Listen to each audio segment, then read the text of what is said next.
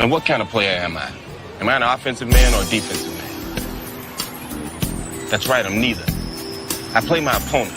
If he likes to attack, I force him to defend himself. If he's a cautious man, I draw him into dangerous waters. See, you get so frustrated playing defensive positions, you make stupid moves you never make if you were thinking. When you come here, boy, check that shit at the door. I'm at the top of my game, cut the check. Somebody better king me, I'm the best. Let's play a game of checkers. Better yet, the game don't love nobody. Let's play chess. I keep forgetting when I'm in love anymore. I keep forgetting. Hey, all right. So we got the 12th episode of the Blue Collar Intellectual Podcast. Today, my guest is Wayne Dupree from the Wayne Dupree Show. How are you doing today, sir? Dude, that was some serious intro. I like that. That's cool. I like that a lot. I love Papoose. It is one of my favorite rappers. That was nice. I'm going to actually end up having to change it up because now, based on some of the new copyright rules and stuff like that, just naming the artist is not enough. Just giving the artist his credit is not enough. Right. So, right. Yeah, I figured it's all good. I was like, well, if he's doing it on YouTube and you got that, man, I wonder if they giving him some strikes right now. But no, I mean, it's nice. It's nice. I don't think they got that mix because when I look on YouTube, if you try to look up the video or you try to look up the song, it comes up with a self-downloaded version of the song where it has that intro at the beginning of it, but it stops at about maybe 2.5 minutes into the song. Okay. And that's it. And it just dies. And so I don't think YouTube registers it. And even when I try to look it up to buy it or find it or download it the way I normally do, I couldn't get it. So I downloaded it and then I went through Biddable to make the intro, and I think they registered it and did it that way, so YouTube accepted it. And I put the obviously music by Chess by Papoose in the comments, so I guess it worked. They haven't dinged me yet, but they did ding me for my cell phone going off and playing Chris Brown a couple weeks ago. Yeah, in the middle of an episode, I get a phone call and the ringtone goes off and they lose their damn minds. And they're like, oh my God. I'm like, did you guys not hear the intro at all?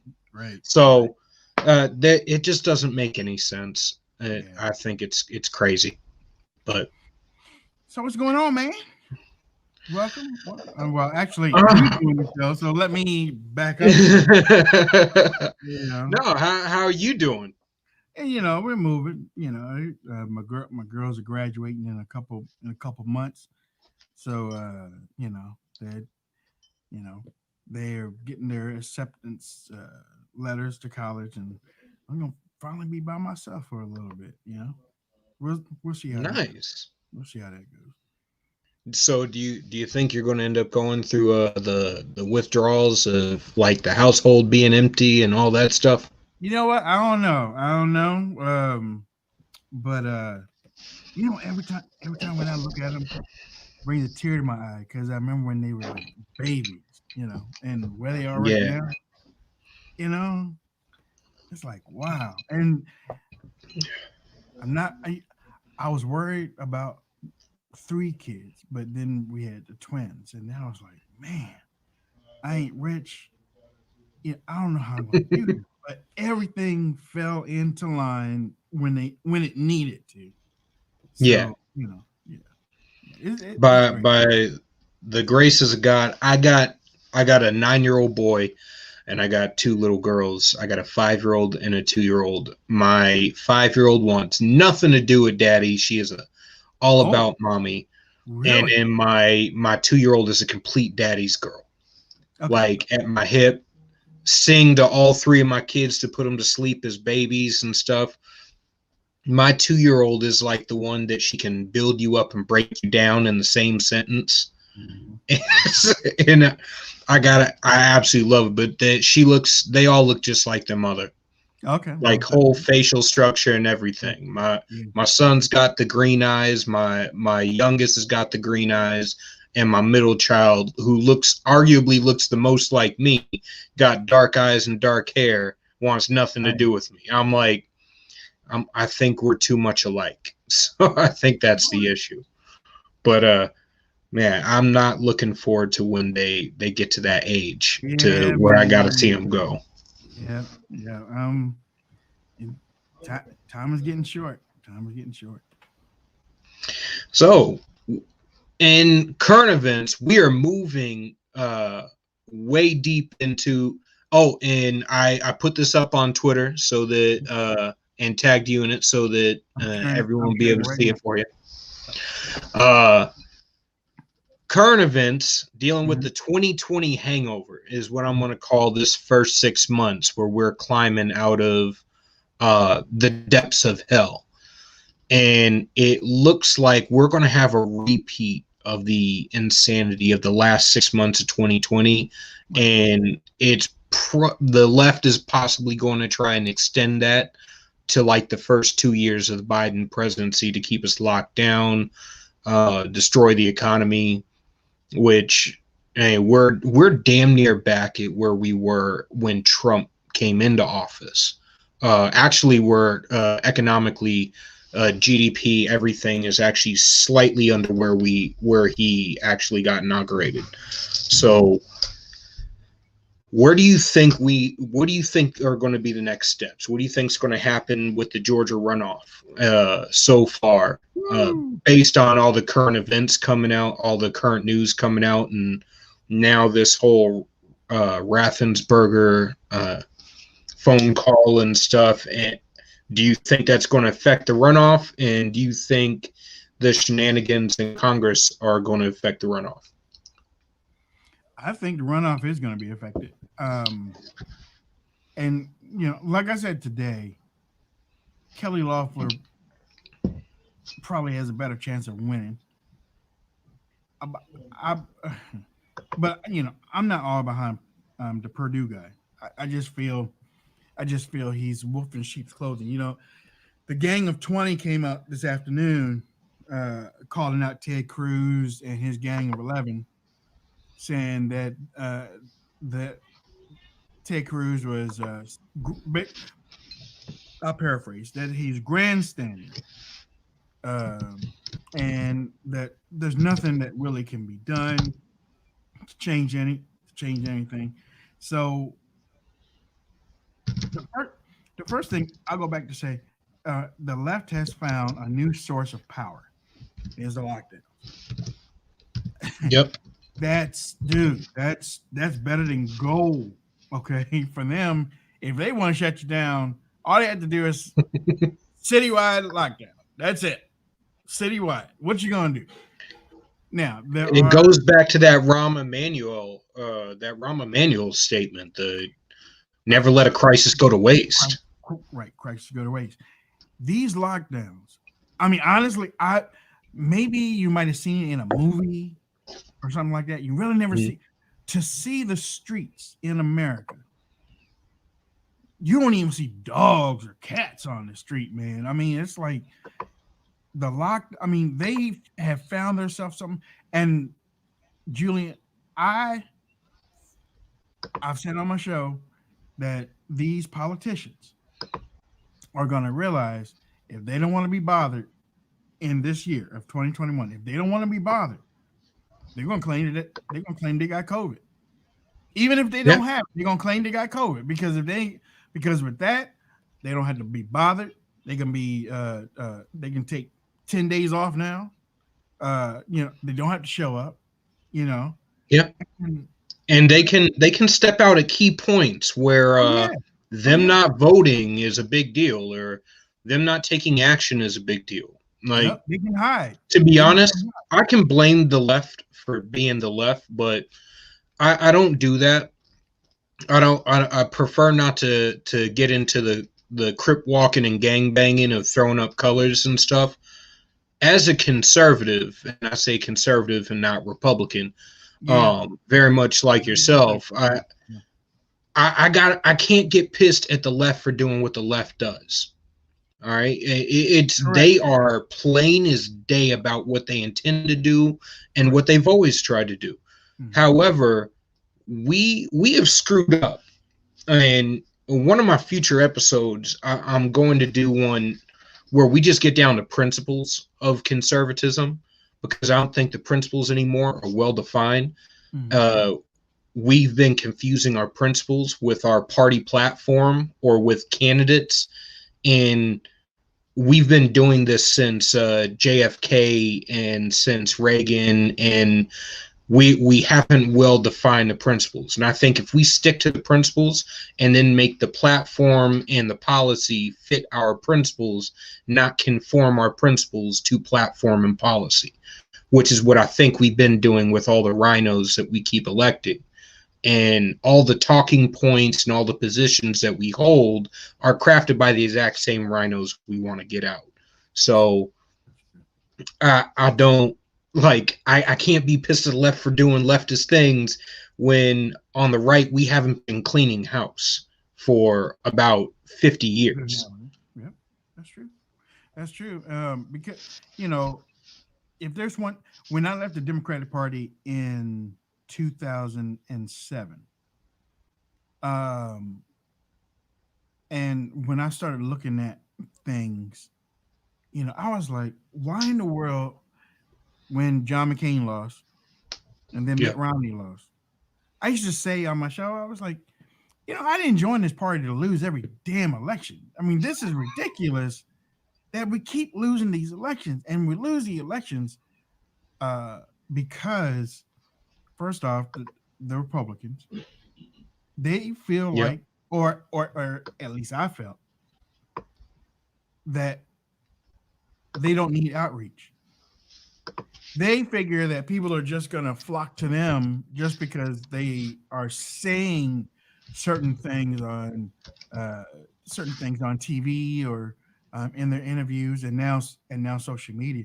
Most of the people that you see on social media right now feel like if they tweet out something or post something and keep on doing it over a period of time, that they're making a change or that they're changing something without the hard work in going into a community and knocking on doors or just sitting down and talking to regular people.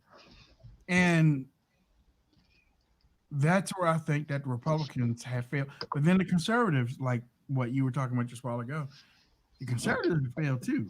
The conservatives have gotten to the point where a lot of these organizations, a lot of these big organizations, multi-million-dollar organizations, are paying people to make fun of the left, not to win votes, to make fun of them.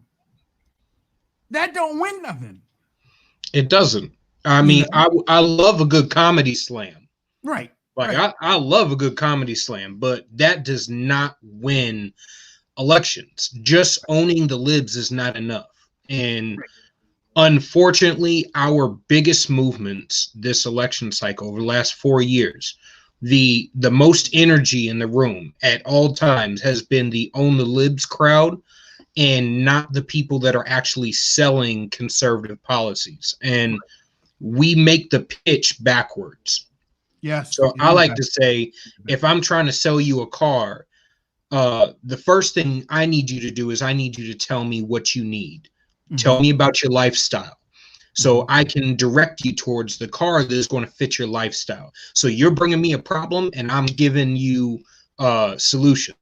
And I'm going to say, hey, those solutions I'm providing you fit within this brand or my principles. Right. And then I give you the solutions, the principles, and then after I say, would you like to buy this car from me? Right. I'm selling you myself.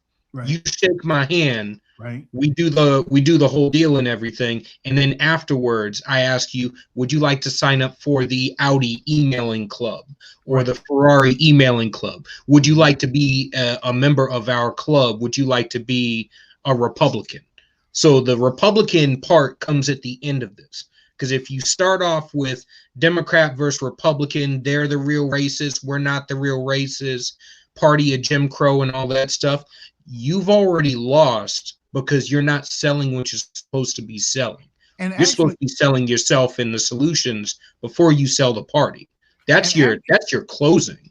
And actually, to tell you the truth, if you are doing it right, you really don't have to do a whole lot of major selling, because exactly when I was in church, I grew up in church. I spent a lot of time in church. Yeah. And many preachers, many evangelists, pastors, and whatnot came and preached. But one of the main sticklers was, let your life draw people to Christ. Yeah. Let your actions draw people. Because if somebody's lost and somebody doesn't know where to go, or somebody doesn't understand what is good for them, or if they are thinking, you know what, I really need to need to make a change, but I just don't know where I want to go. But man, Julian right there has got it together. I need to go and talk to him to find out. And I think that's what we're missing on our side, where the principles, when I learned the principles of the Conservative Party, honestly, the platform is built for success. It is. The platform is built for success. It's just that the messengers get out there and they get so full of themselves that they don't understand that, you know, well, it becomes all about them. And that goes down to those conservative organizations and whatnot that are multi-million-dollar that go out here and mess things up. And then when you mess things grifting up, season. Right. Oh, a lot of that, man. A lot of that. It's a lot. Yeah. Look, when I saw man. Go ahead and let it loose. I have made it well known the people that I have an issue with. Like, I will say right now, I got an issue with Candace Owens, and I got an issue with anyone that uses the rhetoric that she used, because the slaves on a plantation stuff, you're starting off with an insult. How are you selling anything if you call? I would not, as a personal trainer, walk up to a new client and be like, you fat and stupid, so do you want to work with me? Like, that's not going to work. You immediately lost it right there. If I'm selling a car, I'm not going to be like, oh man, you drive a Prius? Wow, you suck. Like, that's not a selling point. So immediately I thought only half of a movement. Brexit is half of a movement because you haven't defined the destination. Everything was about the exit. It's like leading the Jews into the desert to exit Egypt, but not having a destination. Yes, you can do it on faith, but hey, how much faith can you have when you're telling me I need to exit, but I don't see any other destination because the party we're trying to exit to is actively fighting against Donald Trump. So the entire leadership of the GOP fought against Trump to get us there. Right. You have individuals that are scared to lose their place in the political hierarchy of the Republican Party or the conservative movement. They're scared to tell the people that the reason why people aren't joining it isn't because they're mindless or they're on a Democratic plantation or they just don't care about this stuff. It's not because of that. They look on our side and see us turning against each other, not showing a better way. You know, I mean, because again, you can talk about a better way all you want to on Twitter. When certain news comes out that counteracts that, and you don't have nobody to come and clean things up, people are going to say, yeah, they're just as screwed up as us. Why should we change or why should we leave when they're doing the same thing that we're doing? You know, I mean, the people, there's too much money out there, and I wish I was getting some, but whatever. There's too much money out there that's creating these pimp daddies, I call them pimp daddies, Learjet leaders, Yep. that they roll into town, conference after conference after conference, but you never see them going into the community to make any change. Man, the same people talk the same thing. They got it down. They got their stick down. They get in there and they say this, and then they move from that conference to that conference to that conference. And then you got your conference hoppers, which are the conservative people that go from conference to conference. I need to raise some money so I can go to that conference. Oh, and that's another one. Oh, I need to be at that one too. I used to wonder why I kept seeing the same people taking the same pictures at every conference. I was like, you need to let other people get in there. Again, going back to church. We had a pastor tell us one time, we used to have a pastor tell us one time, he said, I came here to help get people saved. But all of y'all church members, every time the doors are open to the church and I'm giving an altar call, y'all running up here and standing in front of the line. He was like, the people that really need to be saved can't even get to the front line because y'all are in their way. And most of y'all should be off milk right now. Most of y'all should be farther along in your Christian walk. Y'all should be more than witnesses and be great spokespeople for Christ and what he does. It's the same thing in the conservative movement. We just have so many people that are in the way of individuals that really need to know about how to be how to help this country move forward, how to help this country be a success, how to raise a family. These things, how to help themselves. Right. Yeah, there's somebody in chat that he said the car sells itself, going back to that vehicle analogy.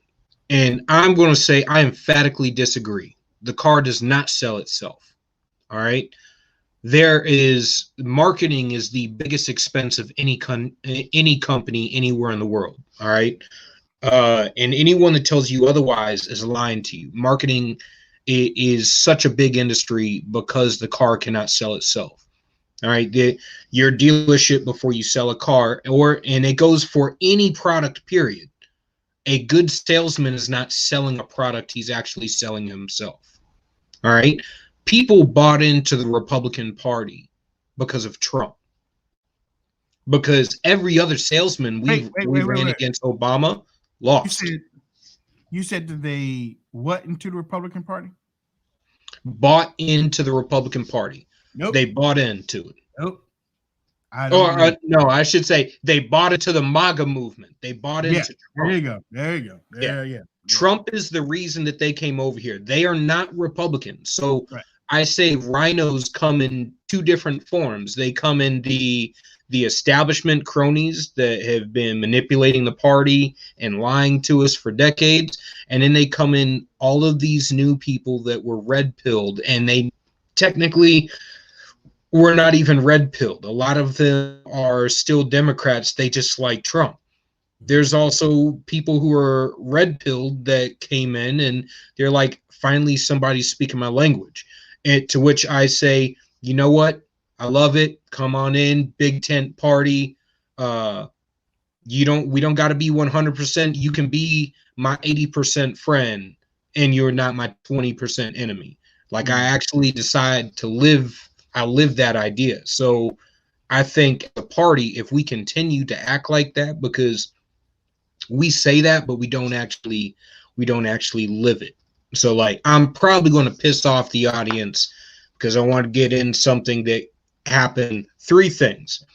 So right now there is a bashing of HBCUs, a bashing of BET again, as usual, and a bashing of Kwanzaa, to which I say, and I did an episode on this, And my whole thing with Kwanzaa is, if you wish me happy holidays, I'm going to respond happy holidays. You wish me Merry Christmas, I'm going to respond Merry Christmas. Right. If you say Happy Kwanzaa, I'm going to respond Happy Kwanzaa. Because the fact is, you gave me well wishes, and I'm happy to receive them and pass them on back. Right. If you respond in an angry manner, like, I get it. If I say Merry Christmas and a leftist responds Happy Holidays, my response is, you can pound sand. As long as you're not responding to me in angst, I don't got angst for you. Right.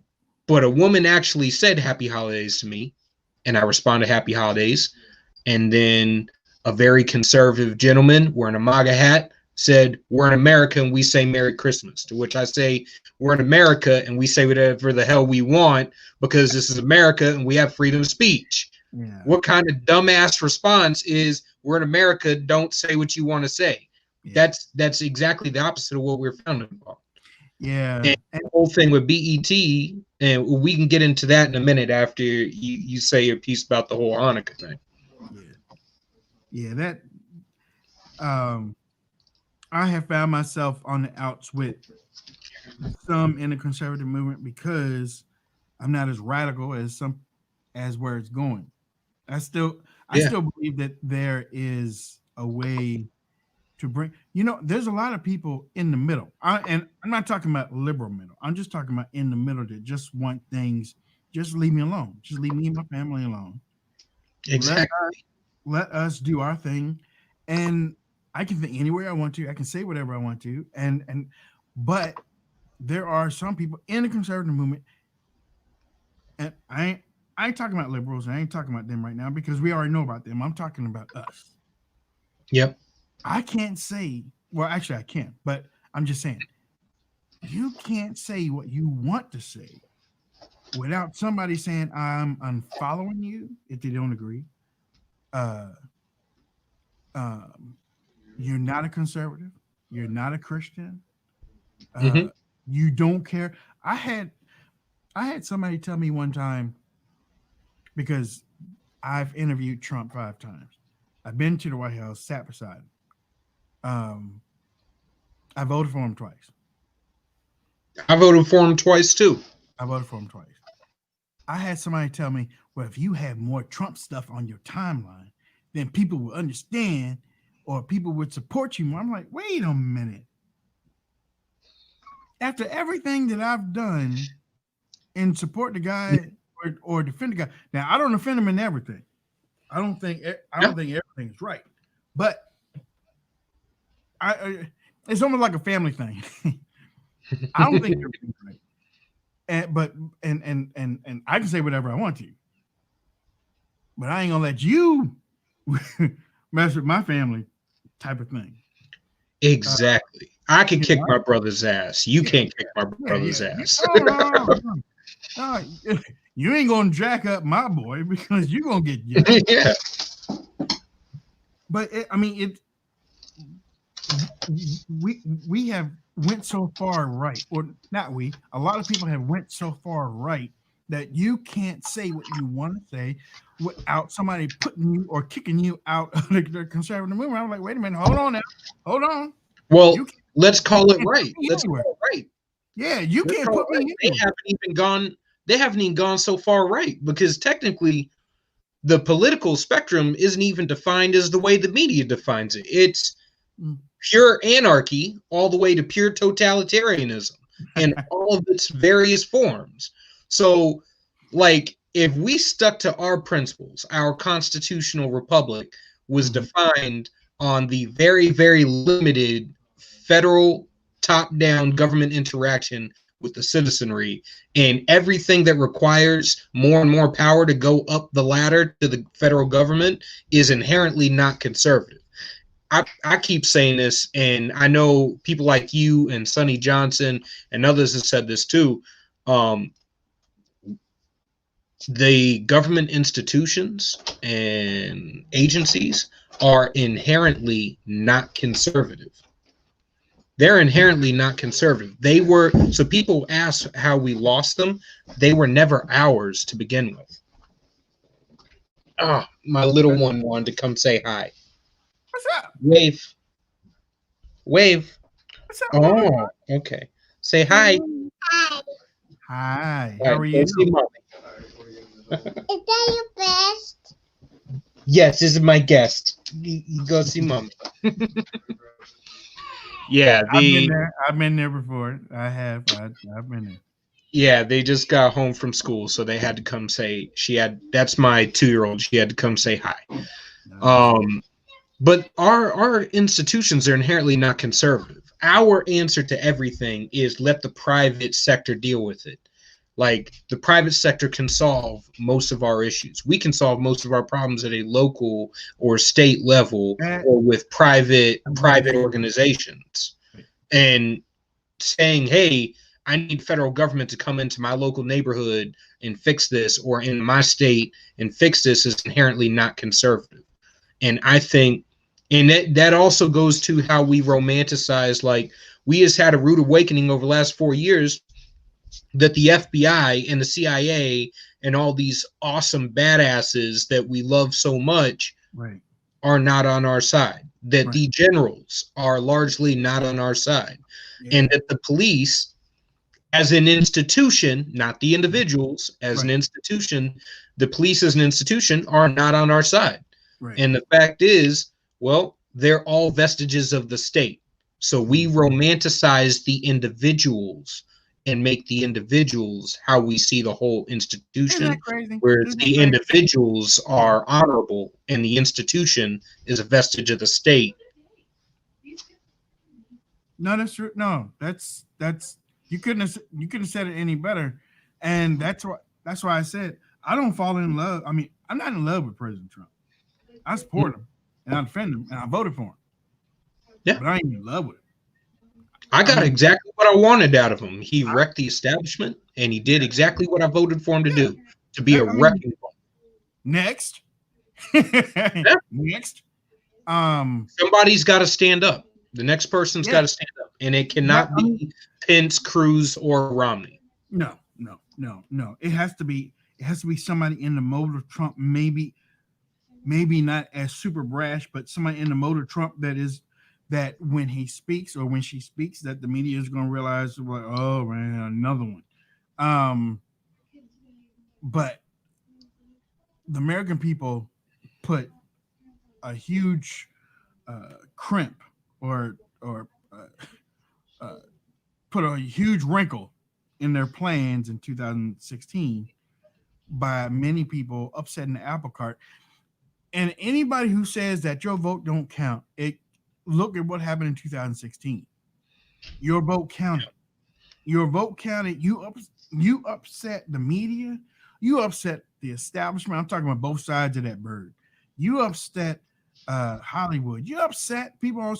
Everybody. You upset them because you were able to change things. And the only way that you were able to change things, you came out and voted for somebody outside of who they told you to. So when I hear people say voting don't matter, it does matter. Just because you lose one or two times, it's not because you voted wrong. It's because the person that you voted for, maybe they weren't able to get their message over. Now, with the way that they have cheated President Trump in this election,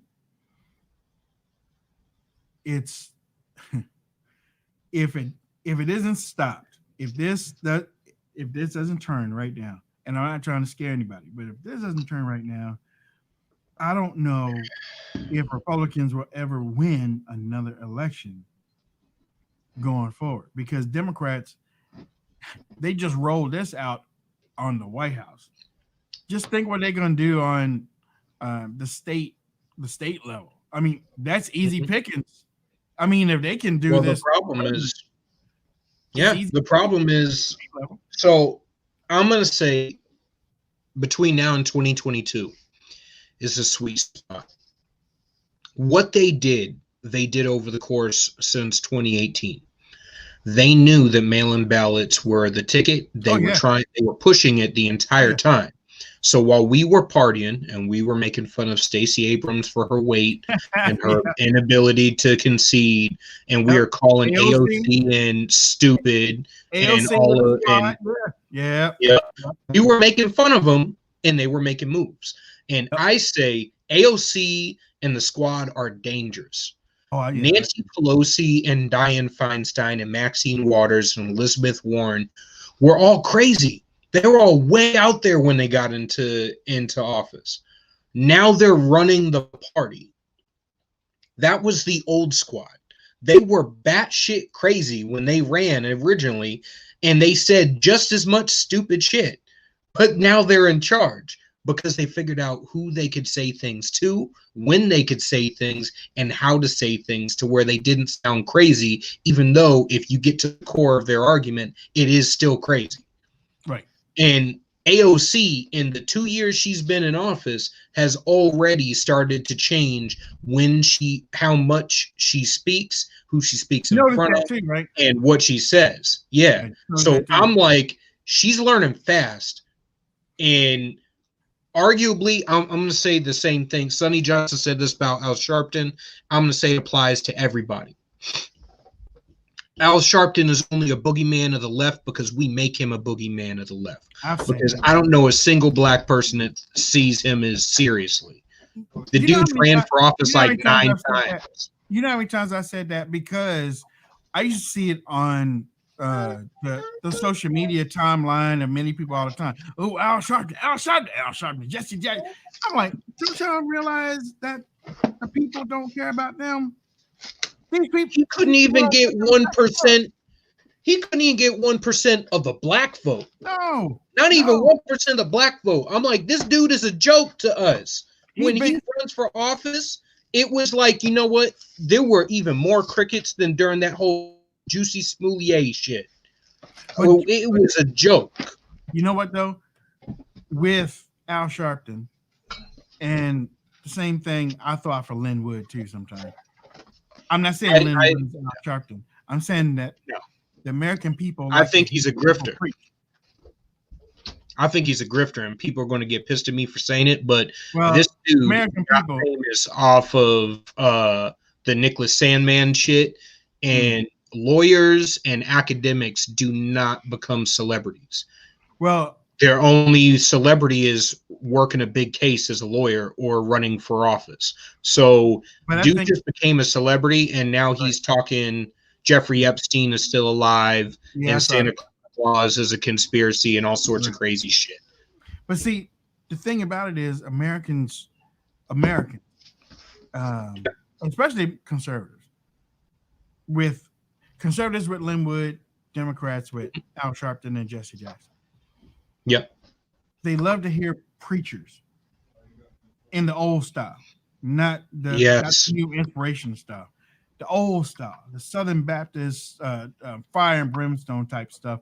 Because cadence, it makes you feel good when you hear somebody bring it up. And when you hear Linwood speak, I listen to him down there in Georgia, and he put on that Southern drawl.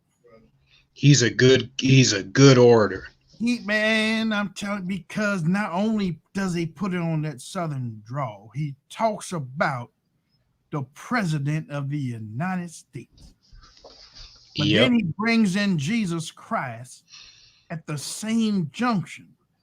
And if he starts to lose people, he'll bring them back to Donald Trump being the trumpet for Jesus Christ. People love that stuff. I'm not lying. People love that stuff. Oh, yeah. But it makes you feel like you're fighting for a cause. It makes you feel like you're fighting for a cause, make you like almost like the Crusade. Almost like honestly, that's why I thought bringing James Mattis. I'm a Marine. I love James Mattis as a Marine, as a commander. I would love to fight side by side with him. But when you're trying to pull out of a war zone, you don't bring in an old war dog. This is how it is. You don't bring the dude whose answer is to just destroy shit when you're trying to pull out of a war. Right. Because you can't teach old dog new tricks. He gonna do it the old way. He gonna do it the old way. But Mattis is one of those dudes that commands respect. Right. And when you and put Lin him, Wood, I'm like, Lin Wood is at the place where he demands respect. However, there's sometimes or some things where you start smelling your own pee. And when you start smelling your own pee, then you start getting to a place where you feel like you can say anything. And this doesn't have anything to do with the First Amendment, but you have to be careful about what you say. Well, Wayne, the First Amendment, I know what I said about the First Amendment, but you have to be careful about what you say, because when you start developing a following and you're messing with people's lives, it's not just you up there on the stage saying such and such. You're messing with people's lives because people start. Just because you can say something doesn't mean you should. You have to say something. You got a platform. That means you need to be able to understand the impact that your voice is going to have. I can say a lot of stuff, and I have. Exactly. I mean, well, I can say a whole lot more stuff. But I have said some stuff, and people are like, wait a minute, Wayne, you done gone off. I agree. I used to agree with you. Why? Because I say I don't say the Democratic plantation anymore. I'm not going to go to my mama and my sister and tell them that they're all groupthink and that they can't think for themselves and that they live on a Democratic plantation just because they vote for the Democratic Party. For the people in the audience who don't get it, where has Republican I'm biracial.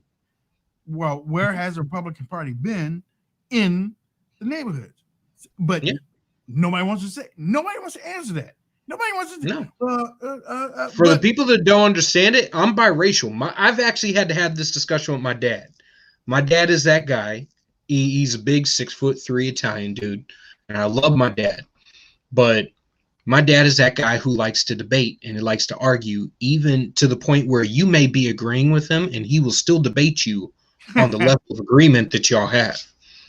And I love my dad for it, because when it comes for a time to debate, if he's a bad person to be debating, just for a knowledge of history, which is where I get a lot of mine from.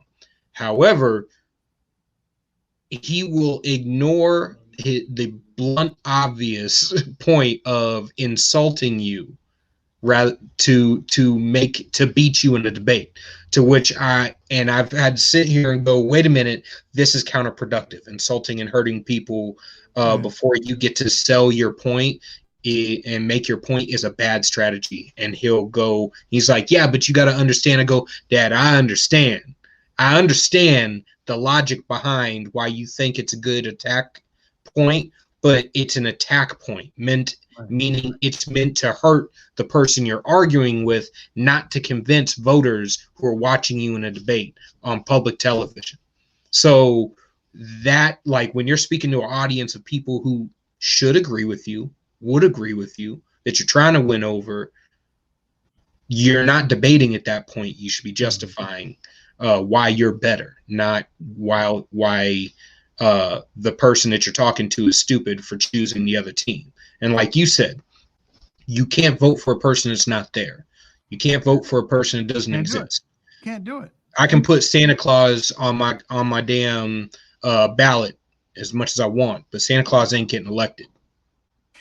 And that's something that some people in the conservative movement just won't accept.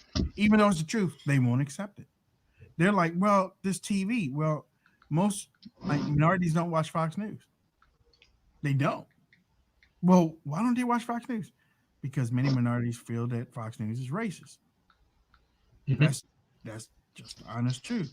Most minorities will watch CNN or MSNBC. Yeah. Fact. So when you say, yeah, but they can make up their own minds. Well, but who's giving them the other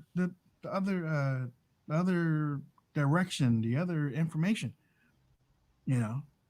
Whatever. Yeah. I mean, but most people are only getting conservatism from people who hate conservatism. They're only getting a description of what we stand for from the people who are the exact opposite of us and want to see us fail. So that's where that eye-to-eye, person-to-person contact comes through with. Because I think the stats are, if you knock on someone's door and you talk to them face to face and you get a commitment for them to go vote, they're like 87% likely to vote in that election, and like 90% or 92% likely to vote for you in that election. That's numbers that you can't ignore. And this is the first election in decades we actually tried to get more votes. So quickly before, I know you got to go, quickly before we take off, I'm going to breeze through the HBCU and BET thing. Those two things exist because at the time when they were created, there was not another option. Right. There are HBCUs because there were specifically white-only universities. There is BET because for a sweet spot in time when Bob Johnson created the BET, all the positive black representation on TV was gone. The Cosbys were gone. The Jeffersons were gone. Every positive role model on TV for Black America was gone, and he saw a group that he could appeal to. That works within the capitalist system. That works within business principles. That works within the individual agency and voluntary agency within your community. Those are conservative principles. Oh, yeah. Yeah. So where's the disconnect? Yeah, believe me, when I saw the HBCU thing in passing. No, actually, no. I saw the BET thing in passing. I was like, yeah, bull crap. But I only saw it on a couple, and so I didn't go researching into it. I was like, if somebody's complaining about BET, they, instead of complaining about BET, maybe they need to be out doing outreach or because they got too much time on their hands if they're fighting in some about HBCUs and BET, and especially how HBCUs for the most part were founded by white Republicans. Yeah, they were named for white Republicans. Yep. And to see that's Republican history. Right. And I mean honestly, the abolitionist spirit should be happy. Yeah, Bob Johnson is a conservative dude. Right. Well, so I'm like, largely. Fiscally, at least. Yeah, I've seen fiscally at least. Yeah. But no, maybe not socially, but fiscally conservative. Yeah. I mean, and socially, the entirety of the black community is majority pretty conservative.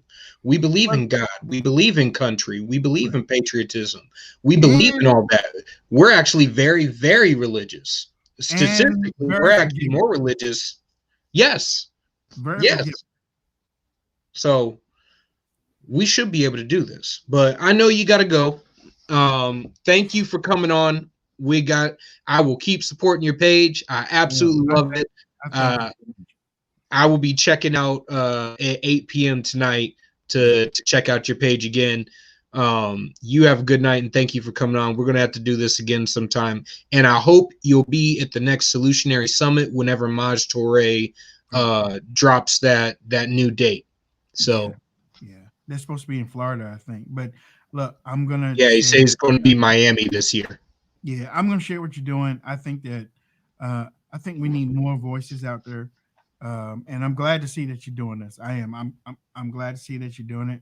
And I'm glad to see you interviewing people and having different thoughts and different ways of thinking about things so that people can sit back and say, okay, I use that one, use that one, and use that one. Now let me go ahead and start my podcast, or let me start my show, and then expand on what I've heard and bring in people like that. But no, your first step, man, the first step is a big one, but you've taken it. I'm behind you 100%. I got lucky to have friends like you and Dr. Scott and Larry Sharp, and to have gone to the Solutionary Summit and be able to make relationships with people like y'all and Sonny Johnson and Coach Felicia and Jeff Charles. Mm-hmm. And I'm glad that I was able to make those relationships, and hopefully this movement right here, which I see as principally focused, can redirect all the energy and turn the blunt object of the MAGA movement into a scalpel. There you go. There you go. All right. You got it moving, man. All right. You have a great day, sir. Thank you, doctor. You be good now. All right. All right. Thank you, everybody. I hope you enjoyed this episode of the Blue Collar Intellectual Podcast. I'm going to leave you guys with a little bit of closing, with some closing music. Don't forget to add Wayne Dupree on Twitter if you haven't already. Check me out on Twitter at Blue Collar Intellectual, Julian Aciard on Twitter. And don't forget to like and subscribe and share with all your friends. Okay? So, let's end it for tonight. And what kind of player am I? Am I an offensive man or a defensive man? That's right, I'm neither. I play my opponent. If he likes to attack, I force him to defend himself. If he's a cautious man, I draw him into dangerous water. See, you get so frustrated playing defensive positions, you make stupid moves you never make if you were thinking. When you come here, boy, check that shit at the door. I'm at the top of my game, cut the check. Somebody better king me, I'm the best. Let's play a game of checkers. Better yet, the game don't love nobody. Let's play chess. I keep forget when I'm